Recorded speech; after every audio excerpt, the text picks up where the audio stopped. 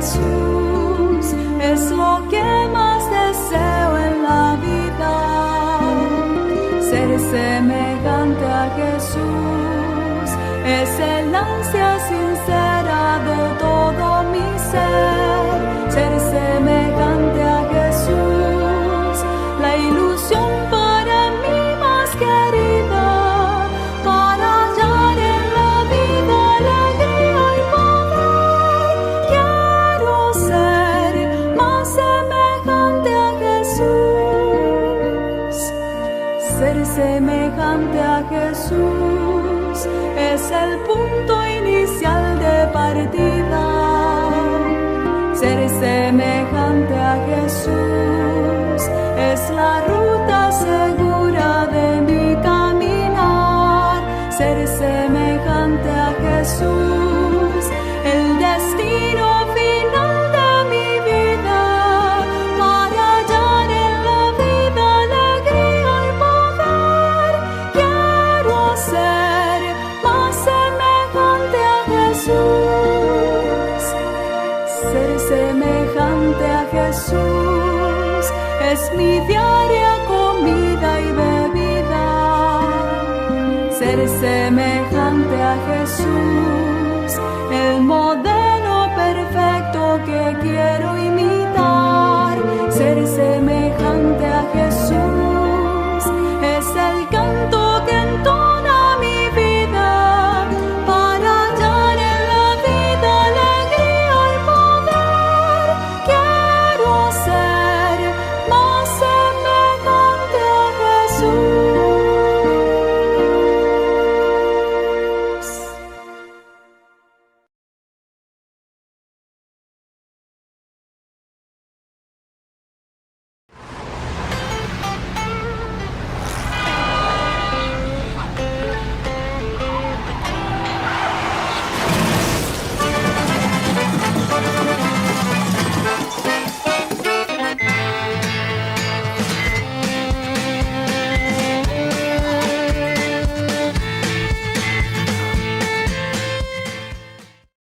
Buenas tardes, mi nombre es Roselis Morillo, soy médico familiar y trabajo en la unidad de cuidados intensivos. En estos momentos le voy a hablar de resucitación cardiopulmonar. Sus siglas son RCP. Es una maniobra que consiste en reanimar al paciente que está inconsciente, que no respira y que no tiene latidos cardíacos. Esta maniobra se hace con la finalidad de devolverle los latidos al corazón, de que le llegue oxigenación al organismo, para evitar los daños y las secuelas que esto puede producir, como son las hipoxias. El tiempo que tenemos que realizarlo es la más brevedad posible dentro del cuadro o el escenario que nos encontremos. Hay varios escenarios donde nosotros nos podemos encontrar que podemos realizar esta maniobra. Una de ellas, si nos encontramos en un centro asistencial, generalmente hay salas de reanimación cardiopulmonar donde contamos con equipos avanzados para poder realizar RCP avanzado, como son los desfibriladores, los equipos para realizar intubación orotraqueal y poner al paciente a respirar por medio de un ventilador mecánico. Y el otro escenario es si estamos fuera en un entorno al aire libre, donde ha ocurrido algún desastre natural o algún accidente. Lo primero que tenemos que velar es por nuestra seguridad.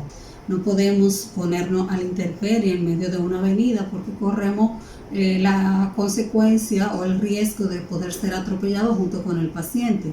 De igual forma, verificar que el entorno donde estemos, si hay algún desastre natural, que no hayan edificaciones que estén a punto de caer o árboles que nos puedan hacer daños. La maniobra de resucitación se realiza en un tiempo prudente, generalmente durante 20-30 minutos es lo recomendable para usted realizar RCP.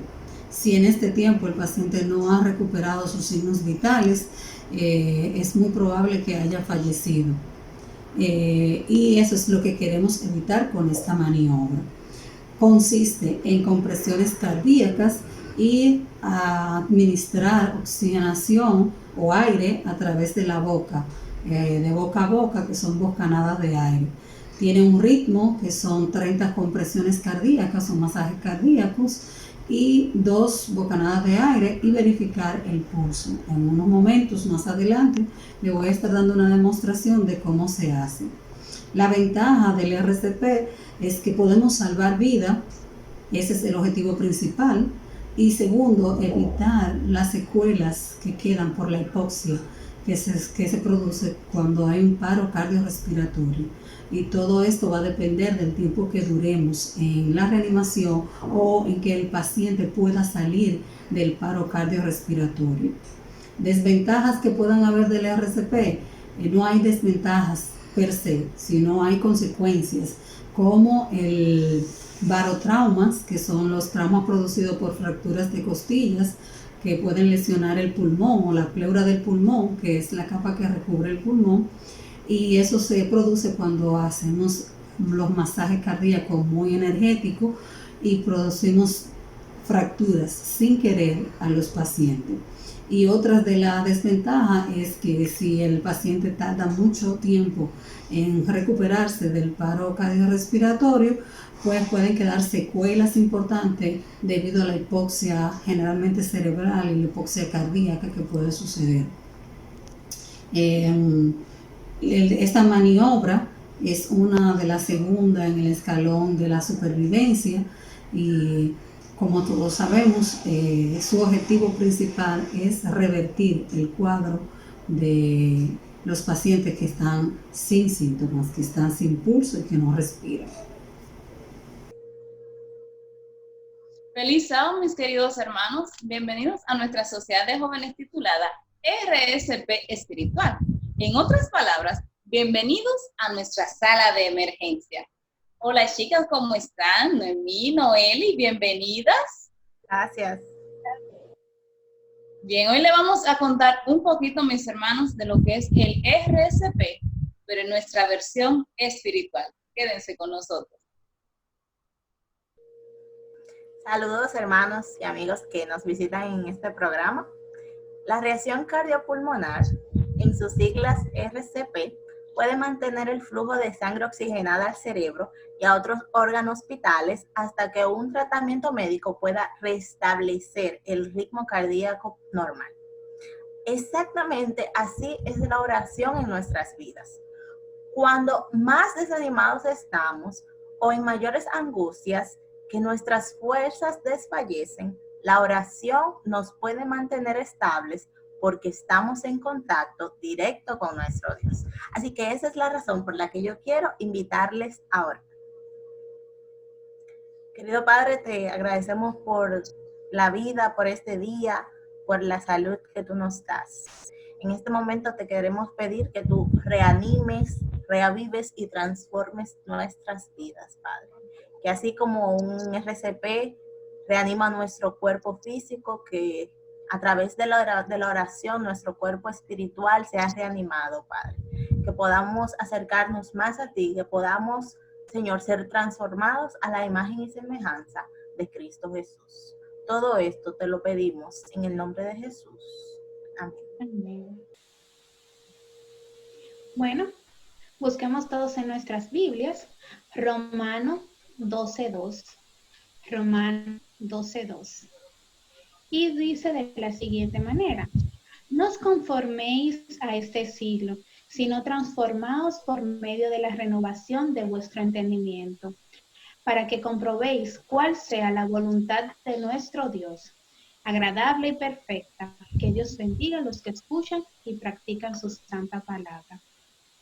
Bueno, hermanos, ustedes saben qué es la reanimación, ¿verdad? La acaban de decir.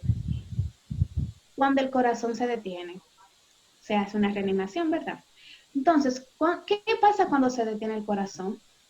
Le falta sangre oxigenada, puede causar daño cerebral en algunos minutos. Así, cuando dejamos de leer la Biblia, nuestra vida espiritual se detiene y nuestra mente comienza a llenarse de cosas que no ayudan a nuestra salvación.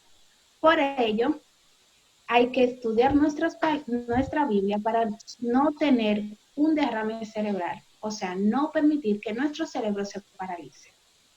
También sabemos que alabar a Dios nos reanima el alma.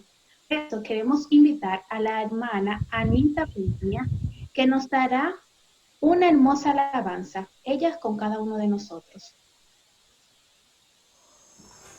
Hola hermanos, es un placer para mí participar con ustedes, aunque sea de manera remota. Les mando un abrazo cariñoso a todos y fuerzas para soportar esta situación tan difícil que estamos viviendo. Pero lo importante es que Dios está con nosotros, no estamos solos. En este momento les voy a cantar una canción que habla sobre confiar en la voluntad de Dios, porque la voluntad de Dios siempre es lo mejor para nosotros. La voluntad del Padre es perfecta y perfectos son sus planes para mí, pues Él conoce el fin desde el principio, me ofrece con amor su dirección. He podido ver su luz en mi camino, en dudas, tentaciones y dolor, pero Él conoce el fin desde el principio, me lleva en sus brazos en correcta dirección. La voluntad de Dios para mí es que yo sea salva. Me escogió, me limpió y me salvó. Mi corona tengo yo, soy guerrera del Señor y escogida soy como un testimonio vivo de su amor.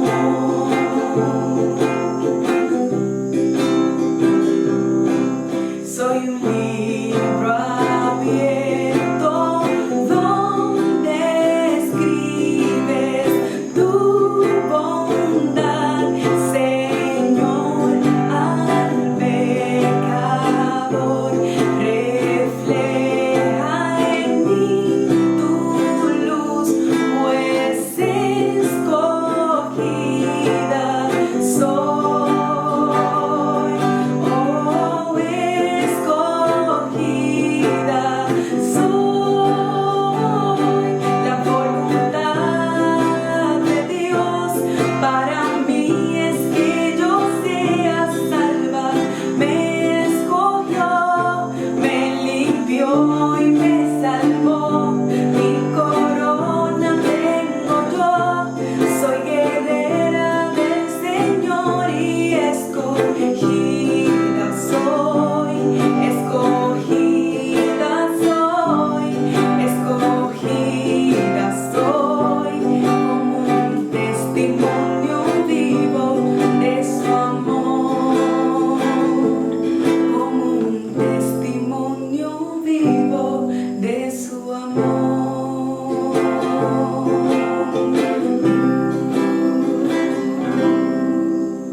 Amén. ¿Alguna de ustedes sabe hacer el RSP? Que no es mío, no, Eli. ¿Alguna de ustedes sabe hacer el RSP? Bueno, en los clubes yo he aprendido, pero tengo miedo a hacerlo porque no es lo mismo la teoría que estar en práctica. Eso es real. Y tú no me viste que asentaste con la cabeza. Sí, en la Academia de Rescate Adventista aprendimos, pero al igual que Noeli, nunca lo he hecho y me da miedo hacerlo. Es como un poquito, uy, ¿qué pasará? Porque uno ve muchas cosas en las películas, pero en vida real ahí, como decimos, face to face. Pero no podemos dudar en hacerlo si se presenta la ocasión. Eso es. Esta es la demostración de cómo realizar la maniobra de resucitación. Generalmente colocamos el paciente de cúbito supino o boca arriba en una superficie plana, y que si está en una cama debemos colocar una tabla para que sea lo más rígido posible, para que las compresiones puedan ser efectivas. Si no estamos a la altura del paciente para nosotros poder colocarnos, pues nos colocamos de rodillas al lado del paciente, ubicamos lo que es el esternón y con las palmas de nuestras manos nos colocamos así a nivel del esternón y con los brazos derecho, sin doblar los codos, dejamos caer nuestro peso sin doblar los codos. Damos 30 repeticiones de los masajes cardíacos y luego vamos y verificamos la vía aérea. Lo hacemos aperturando la boca o colocando el paciente con la más rígida de la columna cervical, poniéndolo lo más rígido posible para que la entrada de aire sea efectivo, y procedemos a dar bocanadas de aire. 2 bocanadas de aire seguidas de 30 masajes cardíacos de la forma en que le indicamos. Y luego procedemos a verificar si hay pulso o no.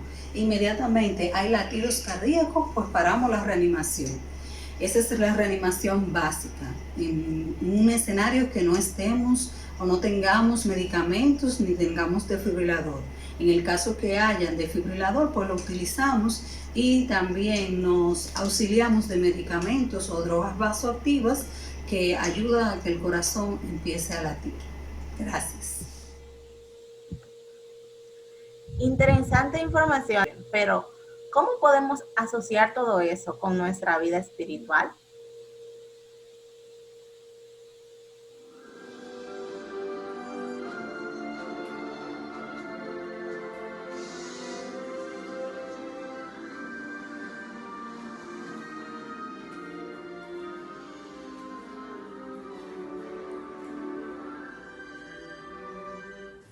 Chicos, ¿qué les parece si hacemos un juego bíblico? Ay, sí, me gusta la idea. Ay, no, yo no estoy en eso, yo solo quiero ver televisión.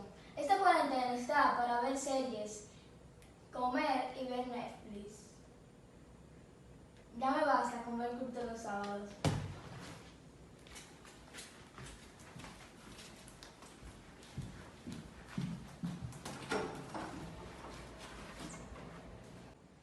Oh, ¿y qué le dio? Él no sabe que lo mejor que existe es estudiar sobre Dios y Jesús.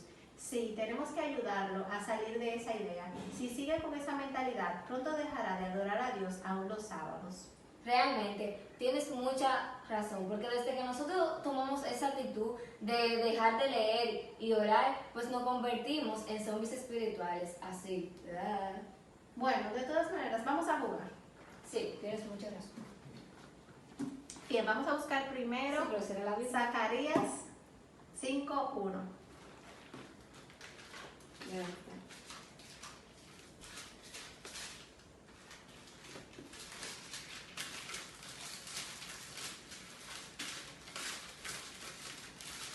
Ya. Bien, Mateo 3:5. Ya. Y finalmente vamos a buscar Josué 2:3.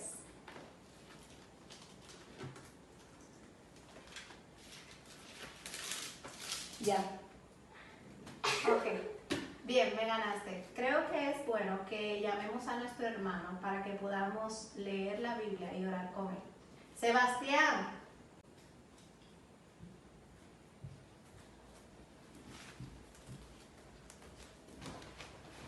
¿Qué pasó? ¿Qué quieres? Queremos leerte algo y también queremos orar contigo.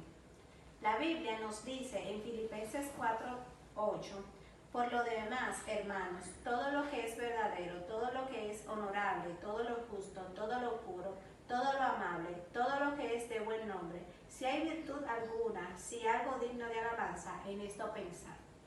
También queremos orar contigo, así que pongámonos de rodillas para...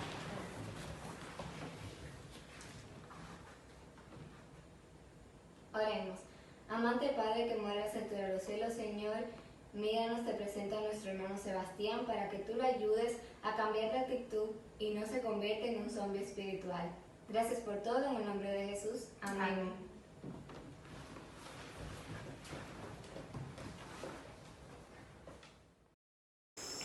Hermanos, esta canción nos habla de una esperanza. La esperanza que tenemos de vivir en un lugar donde no habrá más llanto, ni dolor, ni clamor, porque las primeras cosas habrán pasado y todo será hecho nuevo. No puedo entender lo eterno, escapa lejos de mi comprensión. Dicen que el cielo es para siempre y por siempre es la eternidad. El sol saldrá y nunca se pondrá, penas de este mundo pasarán. El tiempo es una cosa que allá no existirá, ya nada me puede perturbar. Por doquier la gente muy alegre oyen las campanas resonar. Ese día de oro es para siempre y por siempre es la eternidad.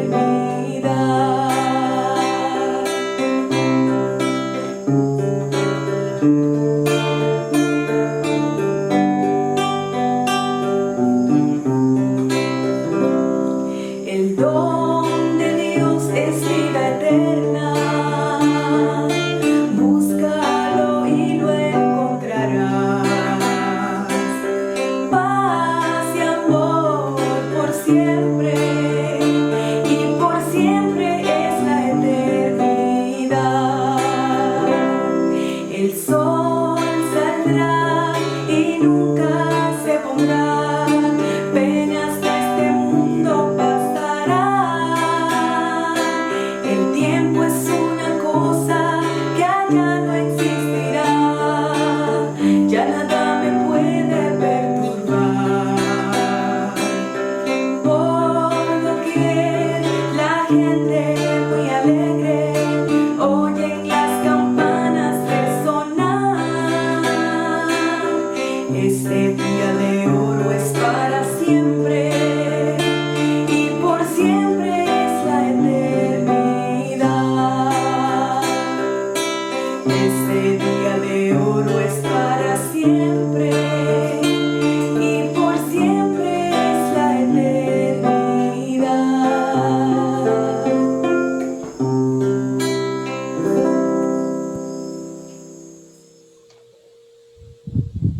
Para apreciar esta enseñanza, vamos a invitar a una persona que viene desde otro lugar, pero que compartimos la misma fe.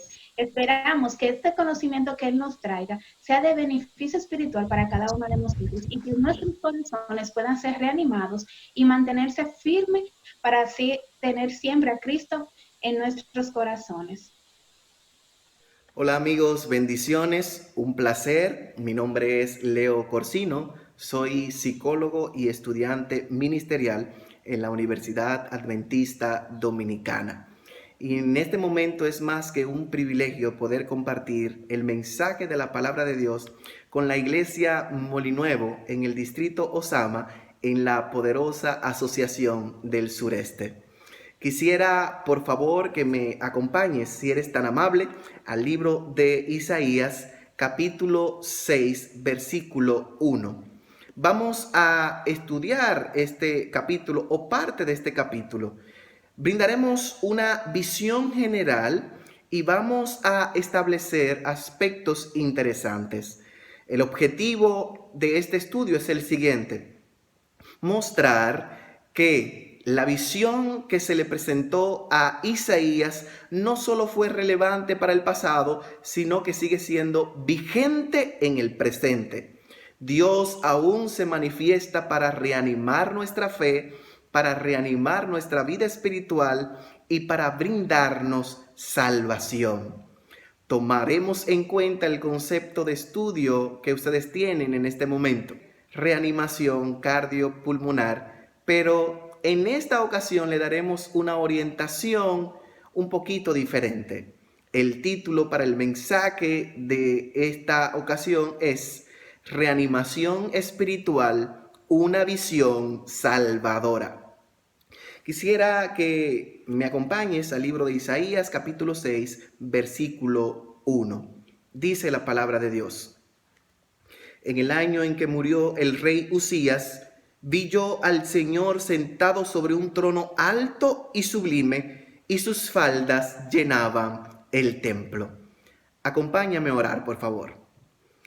Padre nuestro que estás en el cielo y que a través del ministerio de tu Santo Espíritu nos acompañas, queremos solicitarte la cobertura del Espíritu Santo para poder presentar el mensaje de tu palabra.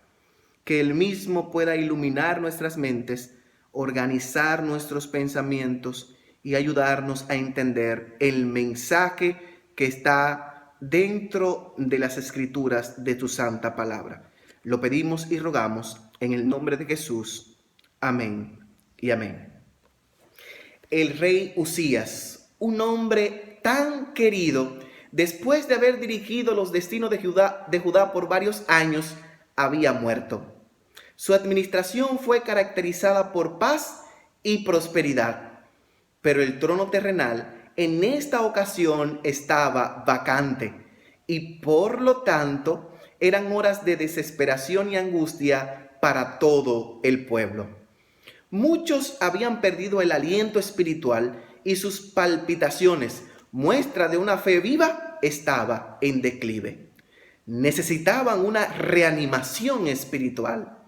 Es bajo estas circunstancias que Isaías, como todo buen creyente, acude al templo buscando la asistencia de Dios, quien le otorga, en lo que parecería una visión extraordinaria, los caminos que Dios ya había trazado. El llamado de Dios en la vida del profeta Isaías se percibe cuando él puede contemplar el trono que está siempre ocupado.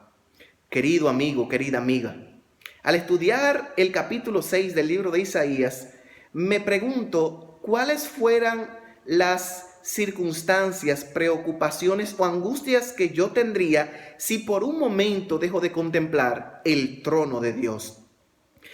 En estas circunstancias a las cuales nos ha llevado la pandemia, lo único que podemos hacer para poder tener paz y tranquilidad es adoptar la actitud del profeta Isaías, mirar más allá.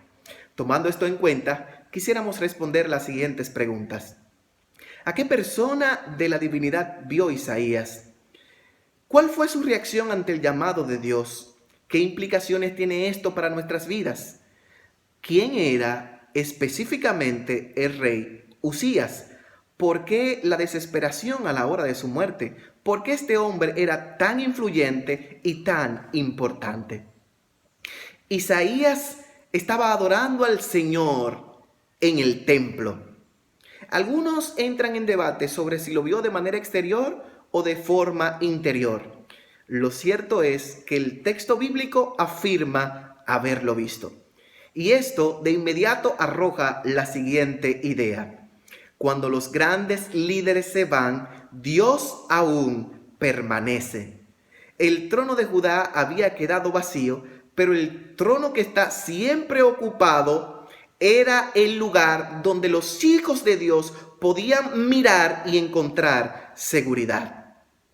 En este contexto, Isaías vio al verdadero rey y recibió su llamamiento y las instrucciones necesarias para poder predicar el arrepentimiento al pueblo.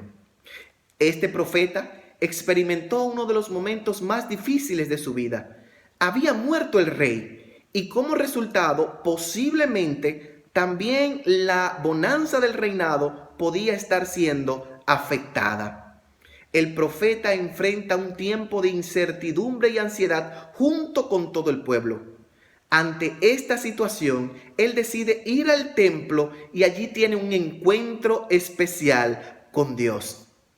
Queridos amigos, hay momentos en la vida donde solo un encuentro basta para brindarnos aliento y acercarnos al trono de Dios para poder seguir avanzando en la vida. Esto fue lo que hizo el profeta. Cronológicamente hablando, y también desde un punto de vista lógico según algunos autores, el libro de Isaías comienza específicamente en este capítulo, en el capítulo 6, ya que este constituye la vida del profeta y le introduce en el oficio profético. Antes de este incidente no tenemos ningún registro sobre la vida y la relación del profeta con Dios.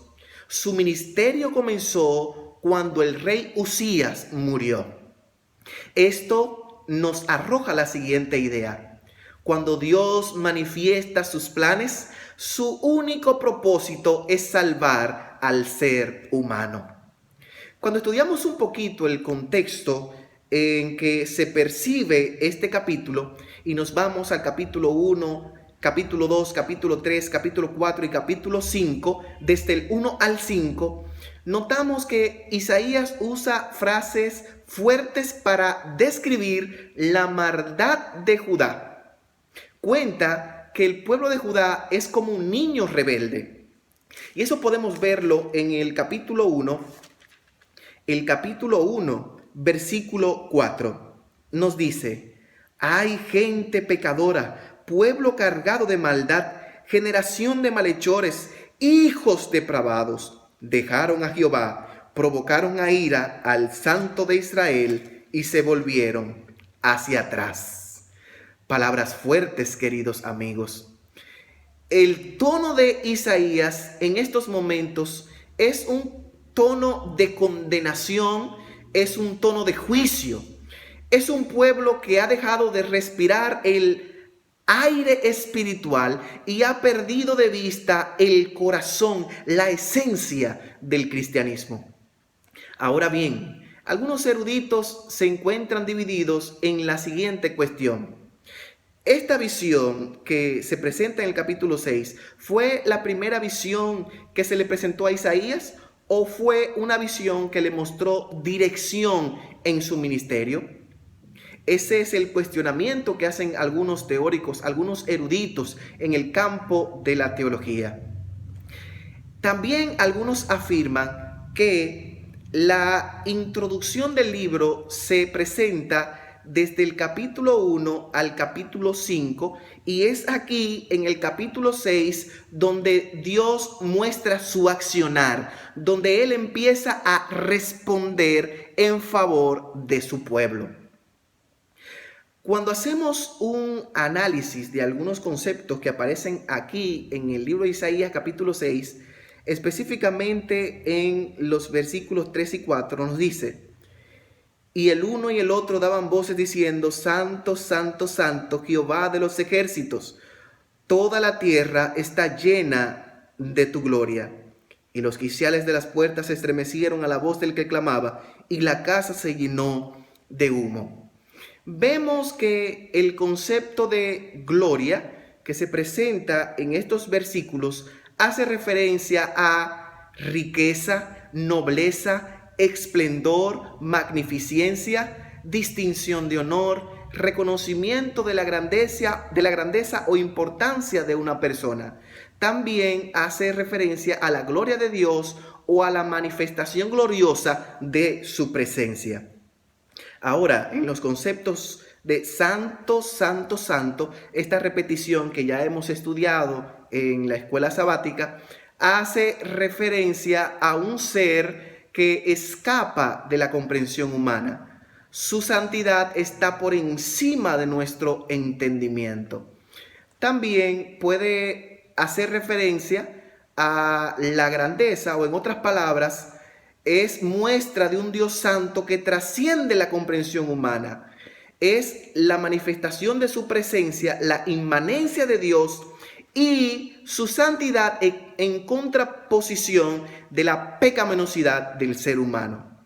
Interesante que el Dios Santo que escapa a nuestra comprensión es un Dios que le gusta estar con el ser humano, a pesar de sus errores, a pesar de sus problemas. Es un Dios que nos acepta como somos porque nos ama, pero por ese mismo amor no puede dejarnos como estamos.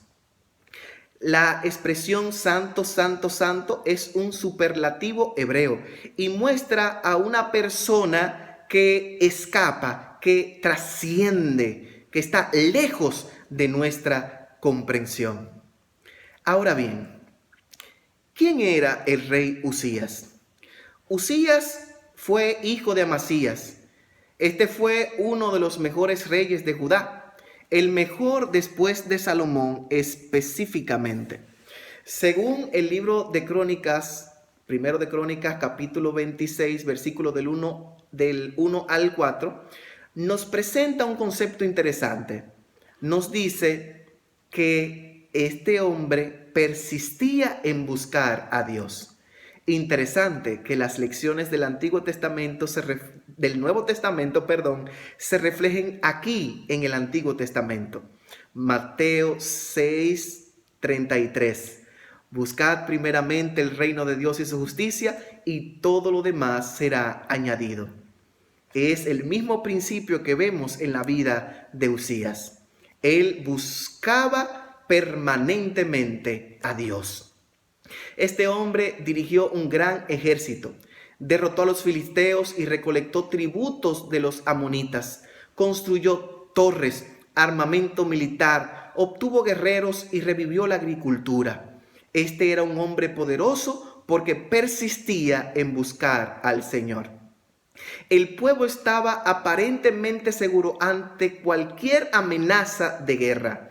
Pero el texto bíblico, en el segundo libro de Crónicas, capítulo 26, versículo 16, nos dice: mas cuando se fortaleció, su corazón se enalteció y se corrompió. Y el versículo 20 nos dice que entonces Dios lo afligió con lepra. Uzías comenzó a reinar alrededor del 790 a.C., posiblemente en el 742, un reinado de medio siglo durante el cual Judá prosperó. Sin embargo, Tiglat-Pileser empezó a reinar en Asiria en el 745 a.C., justo en los últimos años del reinado de Uzías, y pronto puso a Asiria en posición de dominio mundial. Los herederos de Uzías no pudieron brindarle la paz y la prosperidad que este hombre le había brindado al pueblo. En medio de este contexto, como en anteriores, Dios se manifiesta como soberano ante los infortunios del ser humano. A pesar de las incontables transgresiones, Él permanece como poderoso de la creación y está cargado de misericordia para verterla en toda la humanidad. Cada visión de Dios es un llamado para la salvación del ser humano. Ahora bien, ¿a quién vio Isaías específicamente? ¿Ustedes recuerdan lo que Dios le dijo a Moisés cuando éste pidió ver su gloria? El libro de Éxodo capítulo 19 versículo 21 nos dice que Dios le dijo a Moisés: no podrás ver mi rostro porque no me podrá ver hombre y quedar con vida. No obstante, hubo ocasiones en cuando aparentemente se le permitió a personas ver a Dios. Y según lo que nos presenta el capítulo 6, fue el mismo uno de los personajes que pudo contemplar al Señor. Pero, ¿será esto cierto?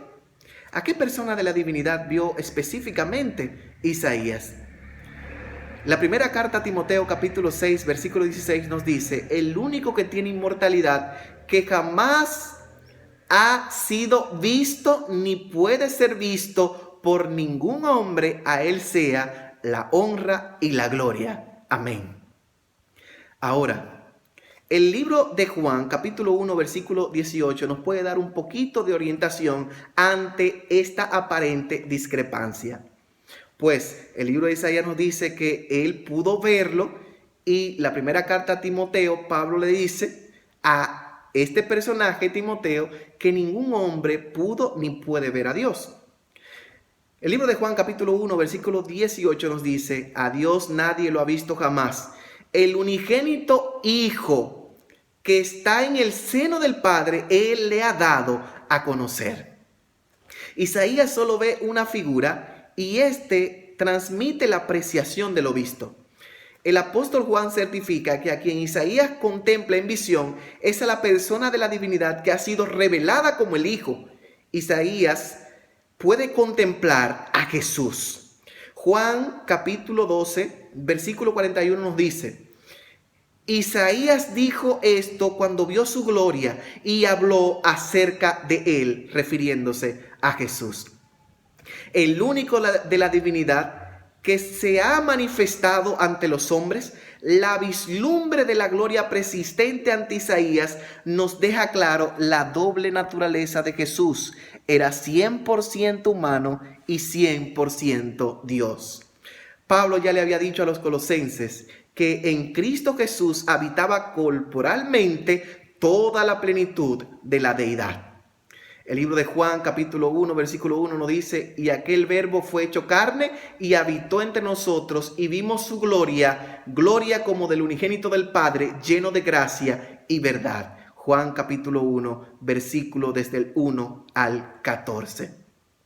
Jesús es aquel, querido amigo, de quien las huestes celestiales decían lo siguiente: el cordero que fue inmolado es digno de tomar el poder, la riqueza, la sabiduría, la fortaleza, la honra, la gloria y la alabanza por los siglos de los siglos. Amén. Apocalipsis 5:12.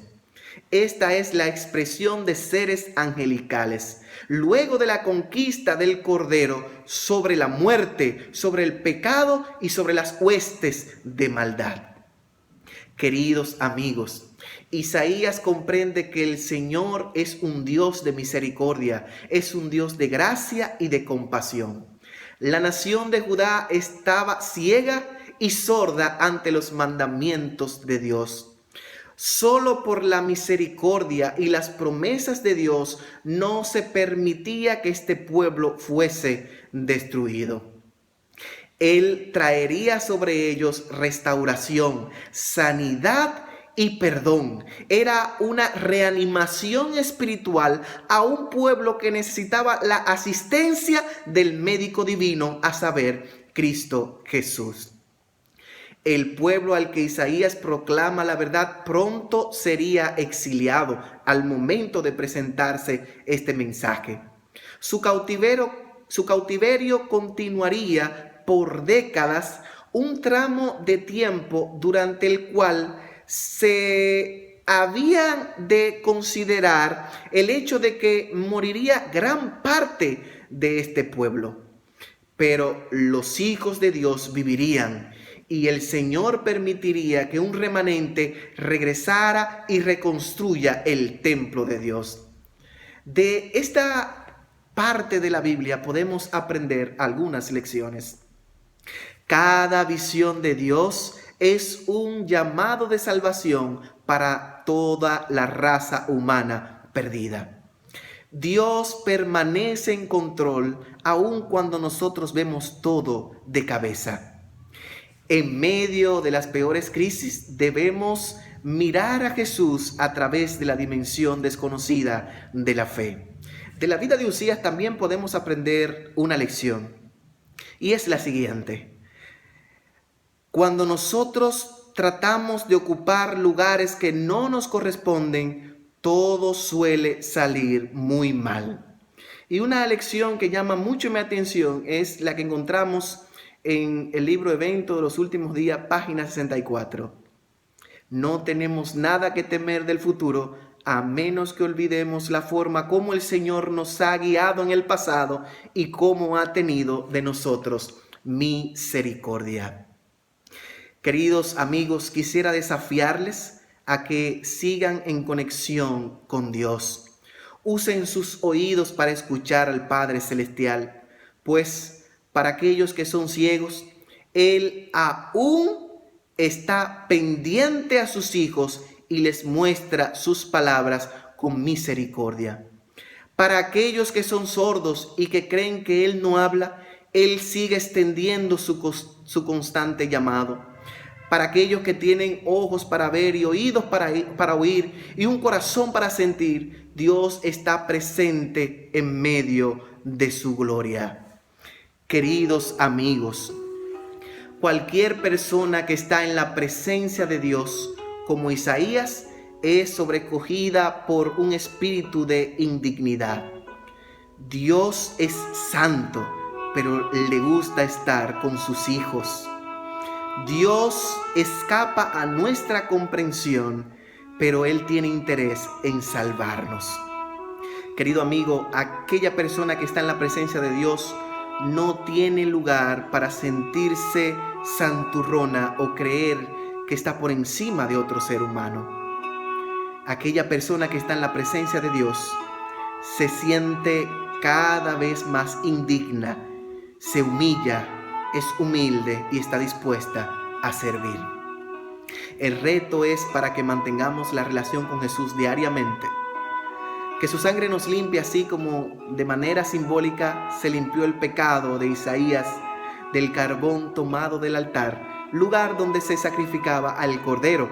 Y Juan el Bautista nos dice: he aquí el Cordero de Dios que quita el pecado del mundo, haciendo referencia a Jesús. Posiblemente en esta noche Dios le esté hablando a una persona que ha perdido su empleo. Quiero decirte, querido amigo, Dios aún está al control. Dios aún está sentado en el trono. Posiblemente también le esté hablando a una persona que esté viviendo precariedades en su casa. Querido amigo, Dios aún está sentado en el trono. Posiblemente le esté hablando a una pareja que tiene problemas en su matrimonio, en su noviazgo. Dios aún está sentado en el trono. Posiblemente le está hablando a un joven que no tiene esperanza de volver a estudiar. Querido amigo, Dios aún está sentado en el trono. Posiblemente le esté hablando a alguien que haya dejado de sentir los latidos de un corazón quebrantado al Señor. Dios aún está sentado en el trono.